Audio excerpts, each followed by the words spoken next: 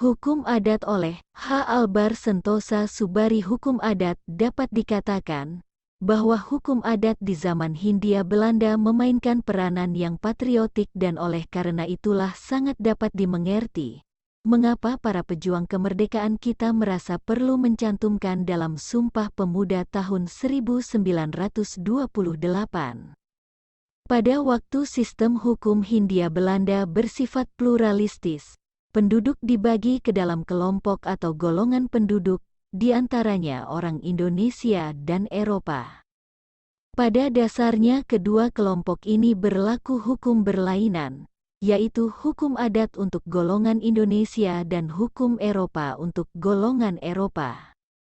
Pengelompokan secara hukum ini ternyata juga mempunyai pengaruh atau segi sosiologisnya sendiri. Penggolongan yang bersifat hukum itu bersambut dengan idealisme perjuangan bangsa Indonesia yang kemudian mengidentifikasir hukum adat itu sebagai milik keramat mereka, sebagai benteng untuk menghadapi bangsa, kultur dan penjajahan yang dilakukan oleh orang Belanda, Eropa. Hal yang menarik di sini adalah bertemunya semangat nasionalisme dan idealisme perjuangan dengan legalitas yang diberikan oleh hukum penjajah sendiri. Apa yang diatur oleh hukum dengan tujuan-tujuan tertentu telah menimbulkan suatu keadaan yang lain sama sekali, yang tentunya tidak dibayangkan sebelumnya oleh para pembuatnya sendiri.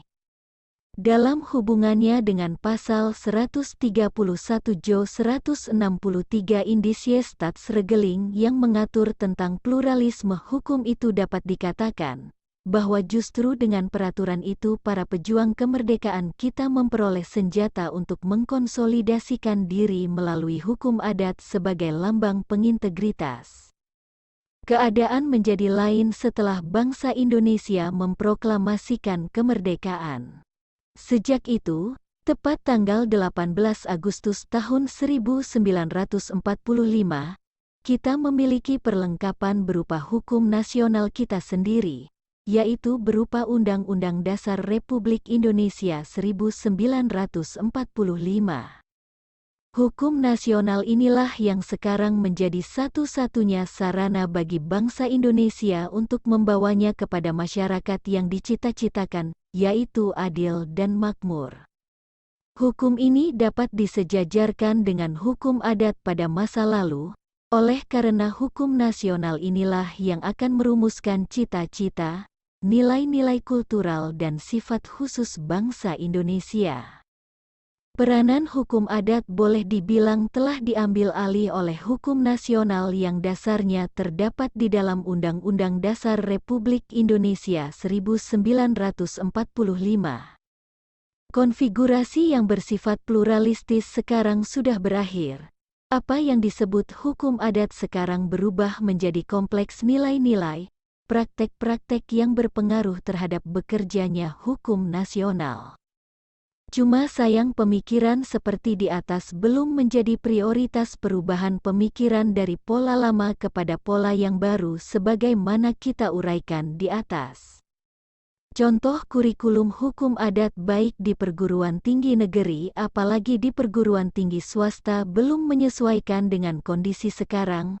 Malah di beberapa perguruan tinggi negeri maupun swasta ada yang berkeinginan mungkin sudah terlaksana untuk menghapus mata kuliah hukum adat di kurikulum mereka. Malah masih ada beberapa pendapat yang menghadap-hadapkan antara hukum adat dan hukum nasional, baik di kalangan masyarakat umumnya maupun elit politik baik yang bergerak di bidang teoritis maupun praktisi. Asteris penulis adalah Ketua Pembina Adat Sumatera Selatan.